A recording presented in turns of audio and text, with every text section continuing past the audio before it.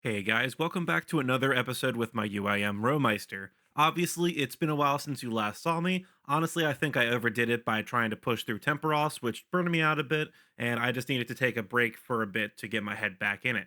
Hence, we're back today to kind of catch you up on some of the happenings since last time. This is going to be a bit of an odd episode though, since those clips are a few months old now. I think I recorded them back in like August, but I feel like Tempoross is too big of a milestone to just briefly talk about and move on. So today we'll be going through the Tempoross grind, and next time we'll talk about everything else before moving on to newer and better things. And all I have to say now is to hit the like button and get subscribed to help me with the algorithm and all that junk, and I hope you enjoy this episode of the UIM.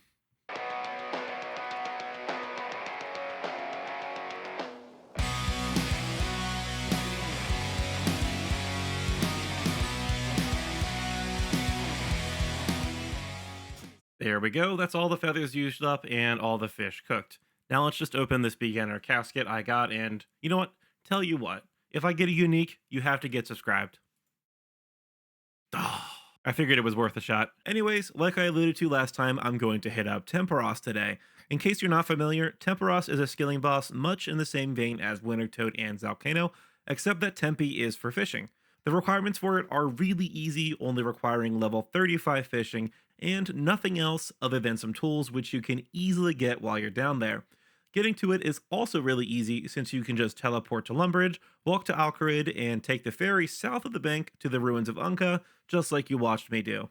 The reason I want to attempt this now is because it can give me a ton of supplies to train my skills with, a few uniques that might be useful to have, and there's also a good chance of alchables and clues too to build up my cash stack and collection log. If nothing else, say I get extremely unlucky and get no uniques nor anything else of value whatsoever, it will at least give me a ton of food for training Slayer and completing quests.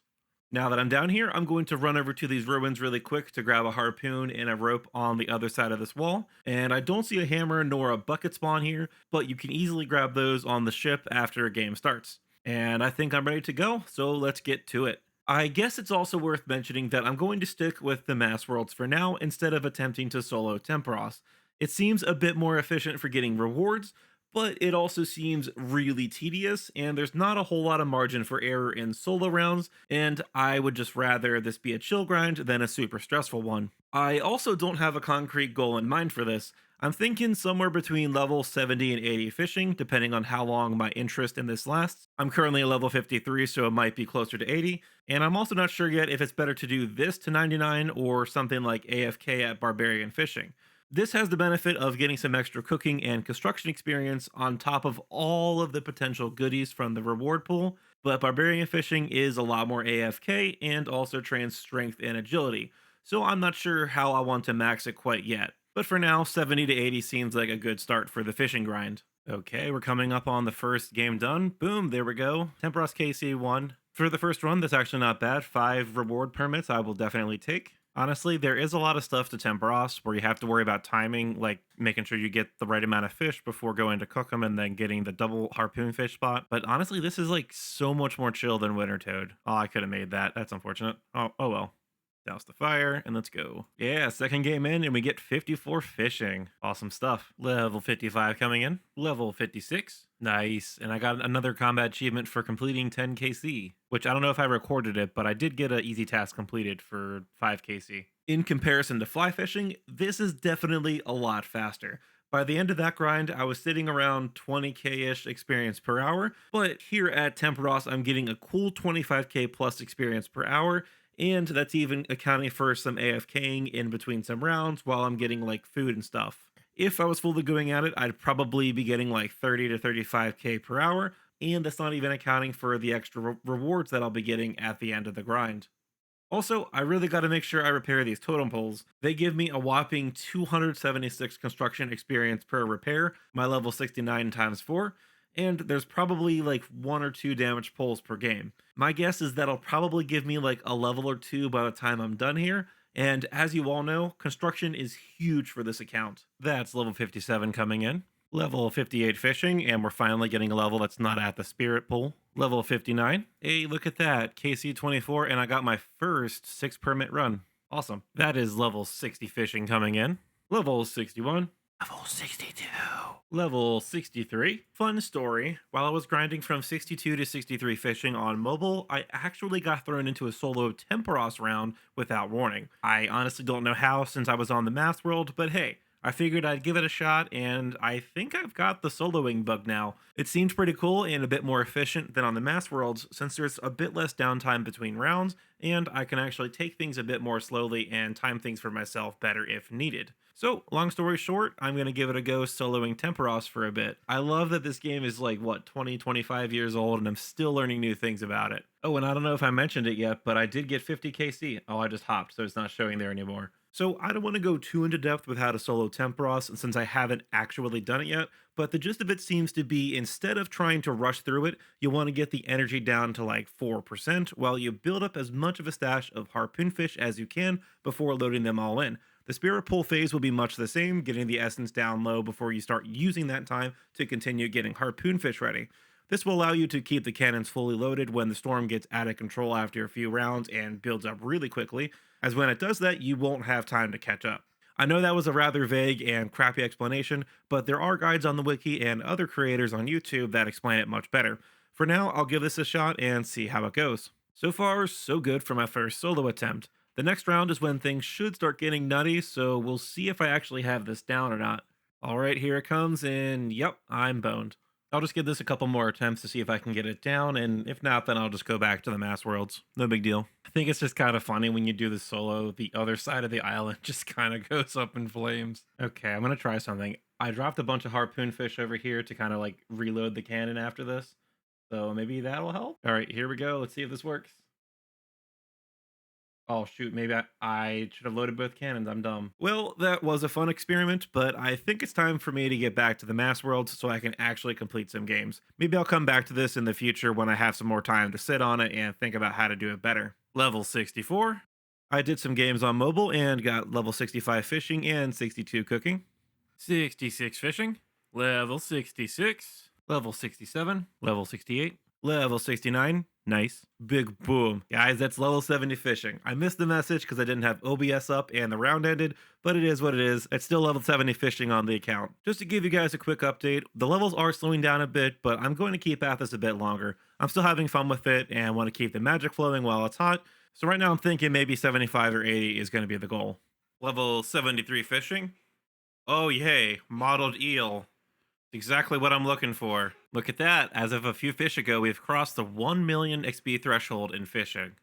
That's awesome stuff. Hey, look at that. I just did another random event and got the last piece for the Lederhosen outfit. Awesome.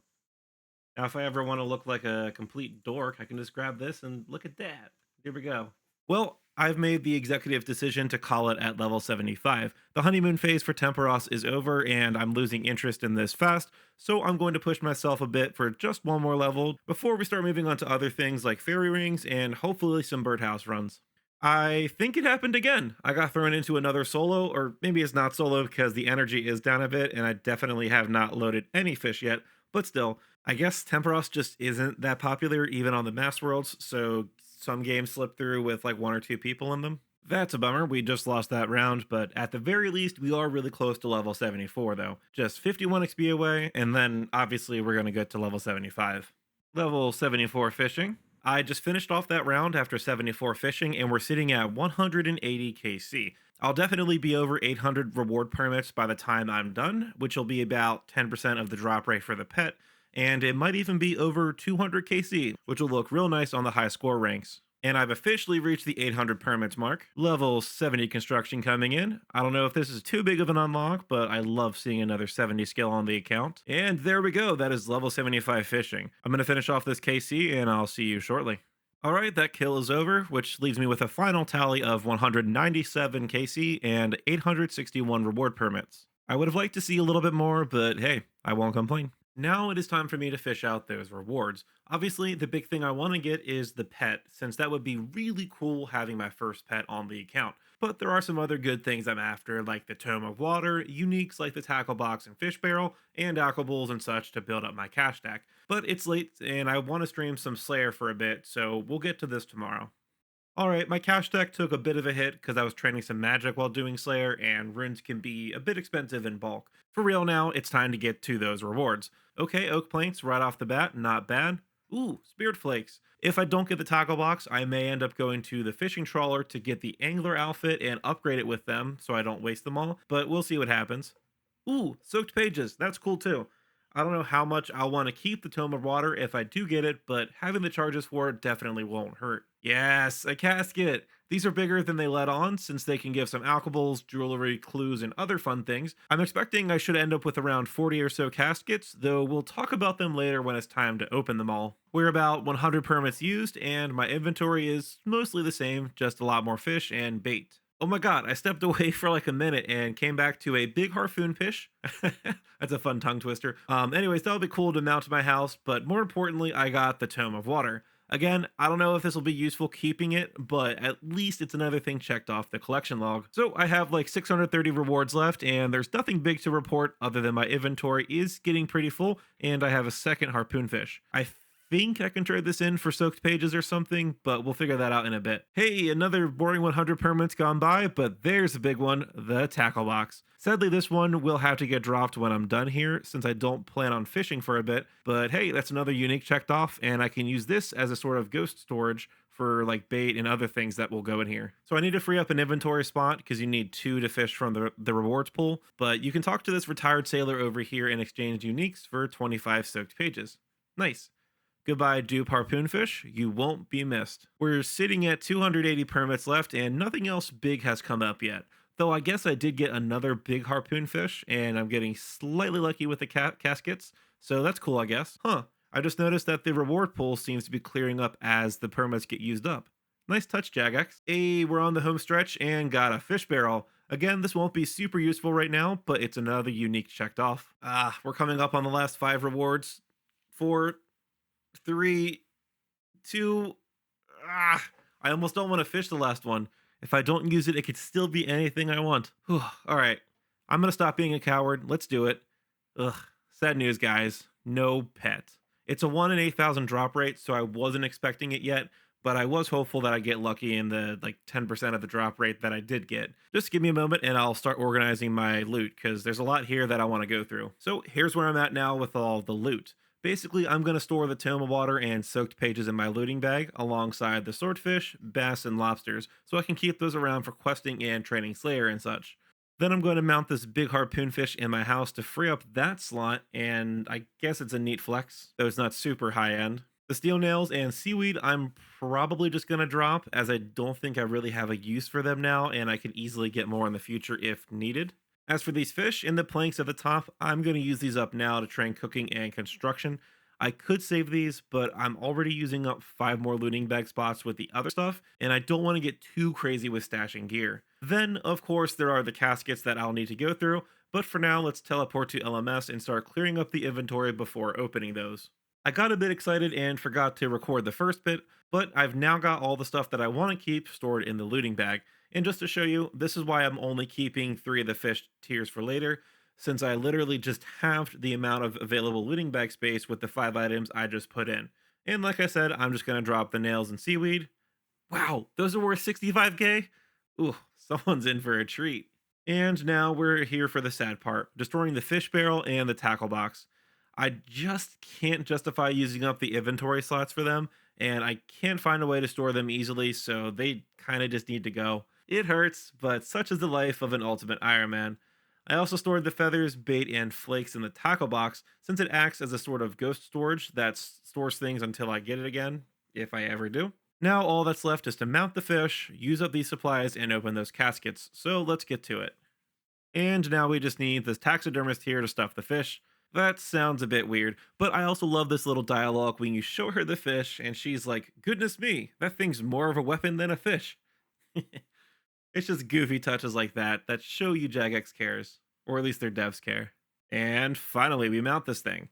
There we go. Hey, that actually looks kind of cool. We have a hand over here and a fish over there, just like was prophesied in that one Old Testament proverb.